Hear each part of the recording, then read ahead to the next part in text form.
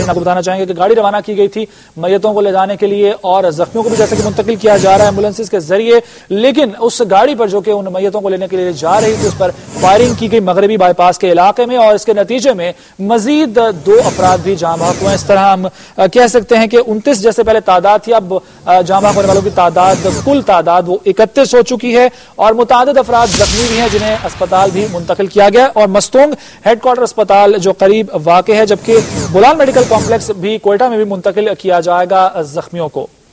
आपको एक बार फिर से बताते चलें कि कोयटा मस्तूंग रोड पर अब से कुछ देर पहले जायरीन की बस पर फायरिंग की गई और इस फायरिंग के नतीजे में अब तक की इतलात के मुताबिक 29 जायरीन जाँ बहक हो गए हैं और 30 से जायद जख्मी हैं। जख्मियों को अस्पताल मुंतकिल करने का सिलसिला भी शुरू हो चुका है और बताया यह भी जा रहा है कि कुछ लोग वहां पर अपनी मदद आप के तहत जख्मियों को अस्पताल मुंतकिल कर रहे हैं, जबकि उनको रेस्क्यू करने का सिलसिला भी शुरू हो चुका है। अगर जायवकुआ के लिहाज से बात करें तो ये लेवीज इंतजामिया का इलाका है और लेवीज चेक पोस्ट इस जायवकुआ से 10 किलोमीटर दूर वाक़ है, लेकिन लेवीज एहलकार जायबकुआ पर पहुंच चुके हैं और अपनी जेरी निगरानी रेस्क्यू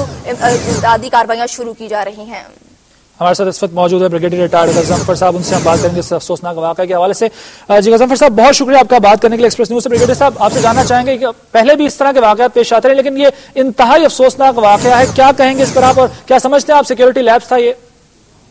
अब सब देखिए, इसमें जो चीज बड़ी गौर से देखने वाली है वो ये है कि बहुत अरसे से बलूचिस्तान में इस किस्म की सिचुएशन जो है वो इस किस्म के हालात चले आ रहे हैं जिसमें मुख्तलिफ वाक़यात होते हैं, जिनमें टारगेट किलिंग भी होती है, बॉम्ब एक्सप्लोजन भी होते हैं और उसके साथ साथ इस किस्म की फायरिंग करके भी लोगों को निशाना बनाया जाता है।